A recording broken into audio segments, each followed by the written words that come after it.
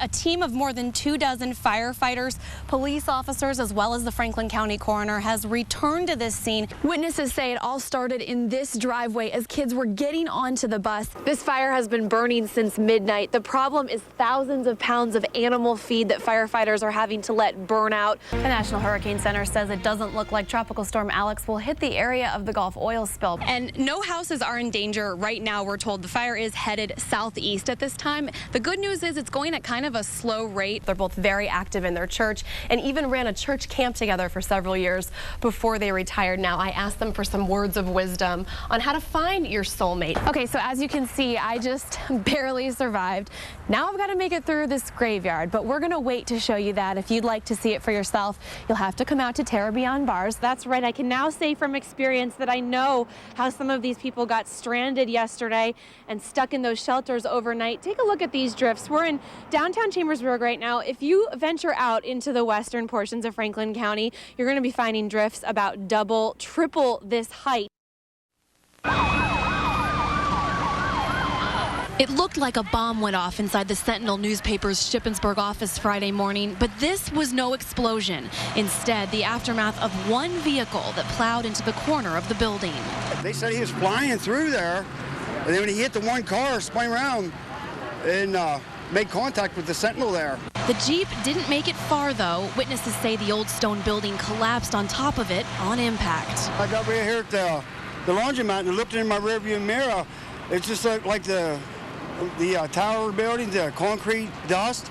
And I asked my wife, I said, what was that? I said, look in the mirror, and man, it just went down. And then a bunch of people that were either working or just walking around town just started pulling the rocks off before the EMT and the ambulance and stuff got here. The man and woman inside the Jeep died at the scene. 2 women working inside the newspaper office got out okay. They were in the front part of the building as well, where the accident happened. So they were very close. Yes, they were within feet. Matthew Best also works here, but was grateful he took a long lunch today. His desk sits at the exact spot where the Jeep hit. I think it's starting to hit me now that I definitely wouldn't be standing here right now, probably. And I'm just very grateful that, especially for my family, I have 4 young kids, married.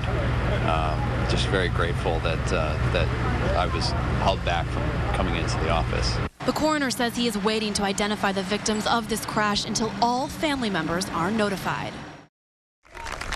It is such a heartwarming feeling to see all of you out here this morning to talk about the human effects of the budget impasse in Harrisburg. It's the 6 words a community provider never wants to say. We're sorry. We can't help you. But that will be the reality come August 21st, when dozens of state-funded programs will close their doors. What they're calling an unnatural disaster. With no timeline for reopening. And they won't reopen until 4 weeks after the budget passes. So Rendell needs to do something now. The state owes community action programs like this one in Adams County more than $1 million in unreimbursed funding. These programs provide everything from homeless shelters to subsidized child care and WIC. Also in danger, domestic violence shelters, the YWCA, Head Start, even Meals on Wheels. They've all come together with a clear message. Need a budget now! We came around the corner right now, saw people marching. These guys say they're not walking to place any blame. They're just walking to ask for simple things like food, shelter, and clothing. Pass the budget! Okay, next group. People assume that we have people who are drug addicts or, are transients, but it's so much more than that. Like Tamika Overturf. A month ago, she and her husband were both laid off. Then their car broke down. They've been living at the Adams County shelter ever since. It's not that easy. Some people think it is, but a lot of us, we're out there every day, even from the day one when we got there before we even heard about the budget. Now, as community action directors prepare to lay off their entire staff, they're hoping the community will take some action and help the clients they can't help. They can find out what their community programs are and find out if they can volunteer to fill in the gaps or make donations to keep programs over. Families need a budget now!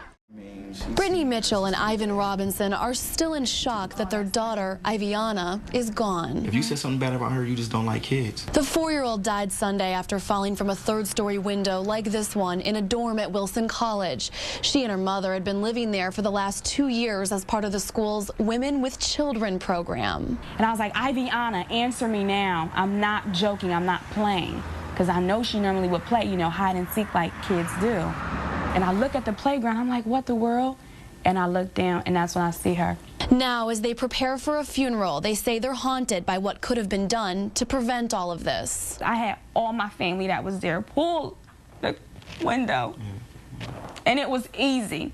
If I could take my pinky and put it on the screen and slide it with my pinky finger, I mean, my daughter, I know she could put her whole hand on there and open the whole window. The school says all of its dorms are up to code and inspected yearly, but is that enough? We're looking at this circumstance and this accident very, carefully to see if there are ways that we can improve our safety and our security. Wilson College says it hasn't made any decisions yet and would have to examine the building codes closely before making any changes. I just feel like if it was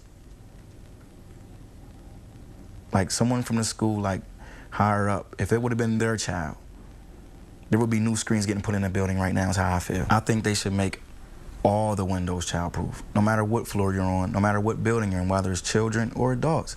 They should have locks on the screens, period. A simple change, they say, that will still never change what happened to Iviana. In Chambersburg, Megan Healey, ABC 27 News. Deep in the mountains of Franklin County, get over here, a little off the beaten path, come on, Harold. Come on, Dookie.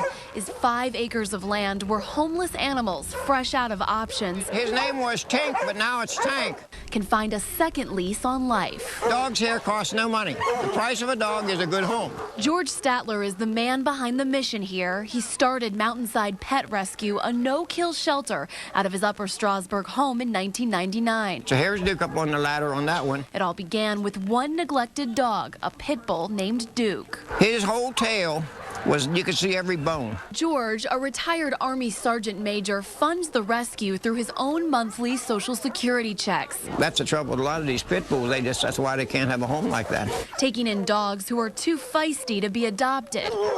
She barks all the time. She still does. Whose owners can no longer care for them. They said, I can't put a needle in him. He suffered enough. And most importantly, dogs who simply aren't wanted. I just can't imagine pitching something like this for any reason in the world. I really can't.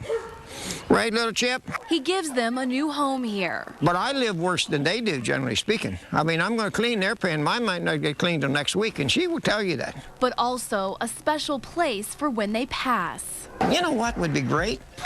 If we had a little chapel for the pets' funerals. This marker stands to memorialize Duke the most. George, who sleeps alongside his animals, has already created a memorial for his 2 favorites. Me and Duke and Doze are going right over there where that rock pile is, and we already got our stone made. We're ready to go. They'll be laid to rest together someday in his pet cemetery. But for now... Back! George has dedicated the remainder of his life... You give me a kiss? That's a good boy. ...to making these lives a little better. I haven't talked this much in a couple of years, by the way, so... Well, it's easy to talk about what you live with. Absolutely. And that makes it easy. In Upper Strasburg, Megan Healey, ABC 27 News. You're watching WHTN, ABC 27. Now, live from the station working for you. This is ABC 27 News at 6. Good evening. I'm Megan Healey. Amy is off tonight. Thanks for joining us. Lower Paxton Township Police have made an arrest and identified the victim in yesterday's homicide. 20-year-old Raheem Bilal of King George Drive is charged with murder, multiple counts of assault, reckless endangerment, and weapons offenses. He's accused in the shooting death of 18-year-old Dontel Taylor of Butler Street in Pembroke. Investigators found Taylor shot in the abdomen at the Brook Apartments around 1:30 yesterday morning. He died a few hours later at the hospital. Police say this was no act of random violence. Bilal is being held in the Dauphin County Prison. Police are still investigating and say there may be more arrests to come. Well, police in Susquehanna Township are investigating a home invasion and stabbing. Police say a 20-year-old man was sleeping in his home in the 4700 block of Rockledge Drive around 7:30 this morning when he heard a noise and found two people he didn't know inside his house.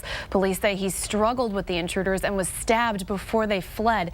His injuries are described as non-life-threatening. Anyone with information is asked to call police. A Harrisburg man is behind bars tonight after police say he purposefully smashed into another man's car. This is 21-year-old Darren Thompson. Police say he got into a fight with a man at the Tuna Bar and Grill on Londonderry Road in Lower Paxton Township and intentionally drove his car into the victim's driver's side door as he was leaving. Police say the victim drove out onto Londonderry Road when Thompson rammed the back of his vehicle at high speed. The victim was hurt by flying glass.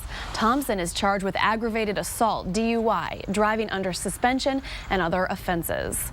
Police in Lower Allen Township are calling a playground fire suspicious. Around 4:30 this morning, fire crews were dispatched to the Fun Fort at the Lower Allen Township Community Park. Police say they are treating the fire as suspicious, calling it a careless or criminal act. The Fun Fort will be closed for the weekend, and township officials hope it can reopen early next week. No word on damages.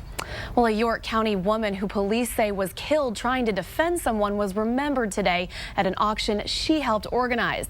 Ann Mercogliano has that story. In other news, a war vet who visited the Mid-State today has a unique take on the ouster of America's top commander in Afghanistan. That's because retired Colonel Robert Black, who served in ground combat during the Korean and Vietnam Wars, was an American Ranger when General Stanley McChrystal commanded the regiment. At a book signing at Borders in Camp Hill, Colonel Black said McChrystal, who resigned after controversial comments to Rolling Stone magazine, is a widely admired officer who always gives his all.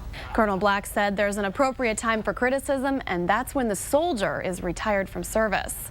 Well, how can you spur economic growth? That's the question world leaders are trying to answer at the G20 summit in Toronto. The struggle for the United States, leaders are having trouble convincing other nations that it's too early to stop stimulus spending to avoid a, quote, double-dip recession. Still, U.S. Treasury Secretary Tim Geithner says the nations of the G20 have done a great job working together to avoid financial ruin. I'm ready for the humidity to get on out of here. Okay, just wait for the mid portion of the week ahead. Nice. You'll be happy. Thanks, Rob. Well, even if Tropical Storm Alex doesn't reach the oil spill site in the Gulf, it could create a mess still. Coming up, we'll tell you what has environmental experts concerned.